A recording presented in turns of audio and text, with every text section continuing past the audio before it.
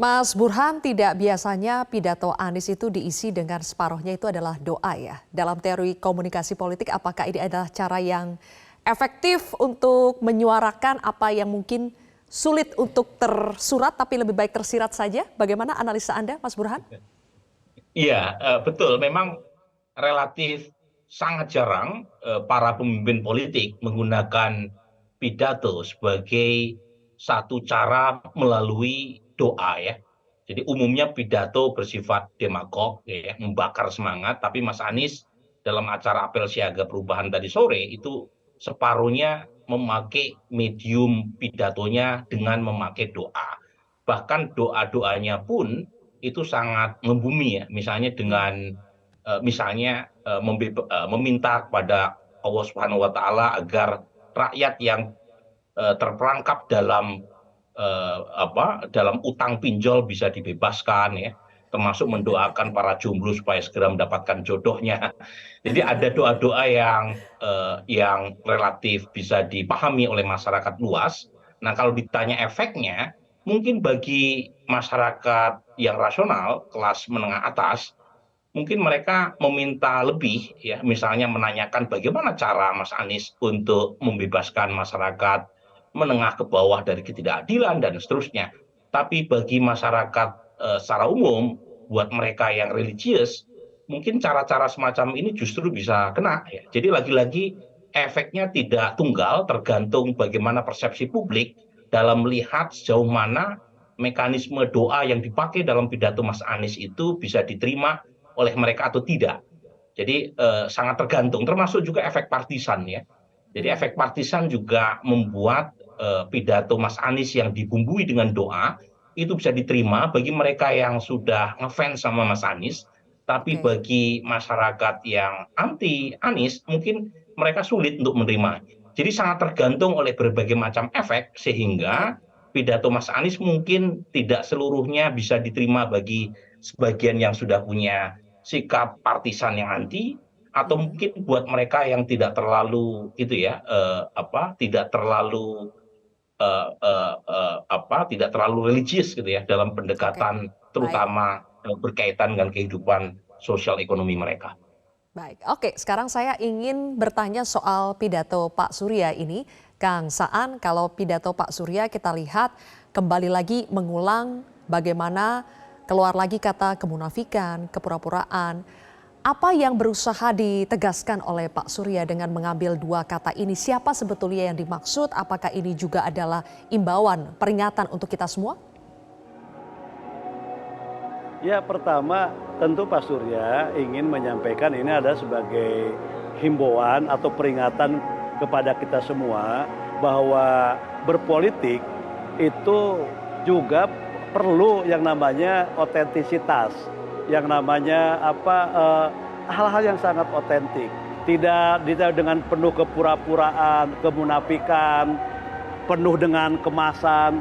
Pak Surya ingin ya kita berpolitik itu dengan apa adanya gitu loh. Ya kita harus jujur bahwa dalam politik itu orang selalu mengatakan ada soal kepentingan, ada macam-macam, ada misalnya friksi dan sebagainya. Tapi politik juga itu penuh harus dikedepankan dengan kejujuran, dengan ketulusan. Pak Surya selalu menyampaikan politik itu adalah dakwah kebangsaan. Itu adalah siar kebangsaan kan gitu kan. Bagaimana yang namanya berpolitik itu kita ya berdakwah kebangsaan agar bangsa ini menjadi lebih baik. Nah, bangsa ini bisa dikelola dengan lebih baik kalau kita menjalankan sesuatu dalam kehidupan politik itu ya jauh dari kemunafikan, jauh dari kepura-puraan gitu. Baik. Jadi itu yang ingin Pak Surya sampaikan gitu loh. Jadi kita harus jujur pada diri sendiri. Itu selalu Pak Surya ingatkan. Kalau karena diri sendiri aja nggak jujur misalnya, apalagi ke halayak banyak kan gitu. Jadi jauhkan istilah Pak Surya dari Baik. kemunafikan dan kepura-puraan, itu penting buat kita semua. Oke. Berbicara soal kejujuran nih, Mas Burhan, terakhir kita menantikan moment of Ya, truth. Kapan sebetulnya cawapres dari Anies Baswedan ini diumumkan? Katanya kan sudah ada di kantong, tapi menurut Anda Apa yang membuat Nasdem, apa yang membuat Anies dan Koalisi Perubahan masih belum mengumumkan cawapresnya sampai saat ini? Ya, sebelum jawab pertanyaan itu, yang menarik dari pidato Bang Surya maupun Mas Anies tadi sore adalah keduanya eh, masih menunjukkan komitmen dan penghormatannya kepada Presiden Jokowi. Ya, Jadi menurut saya itu menarik. Mas Anies sendiri dalam doanya juga menyisipkan doa yang terbaik buat pemimpin negeri ini. Begitu betul. juga dengan Bang Surya yang menyatakan 2 kali Pilpres Nasdem berada di garda paling depan dalam menyukseskan Pak Presiden Jokowi sebagai orang nomor 1 di Republik ini. Jadi ada pesan yang menarik di balik acara tadi sore. Nah, berkaitan dengan moment of the truth yang tadi Zilvia tanyakan, memang plus minus ya kalau mengajukan cawapres sejak awal.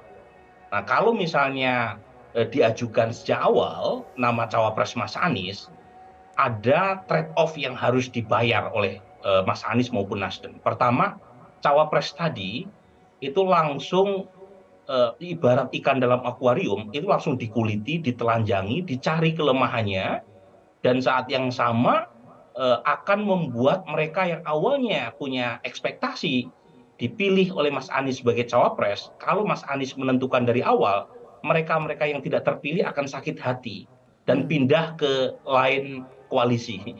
Jadi itu kelemahannya. Nah, baik. tentu ada plusnya. Plusnya adalah cawapres yang sudah ditentukan itu akan menambah kepastian Mas Anies akan berlayar ke pemilu 2024, sehingga mungkin kalau ada ujian atau tantangan, godaan salah satu di antara partai pendukung koalisi perubahan itu akan berhenti. Ya. Tapi Baik. lagi-lagi pasti ada momen yang khusus buat Mas Anies Ya, bekerja sama atau berkolaborasi, berkonsultasi dengan para ketua umum partai pendukungnya untuk baik. menentukan siapa yang akhirnya dipilih Mas Anies. Dan menurut Oke. saya waktunya mungkin bukan hari ini, tetapi saya kira tidak lama lagi.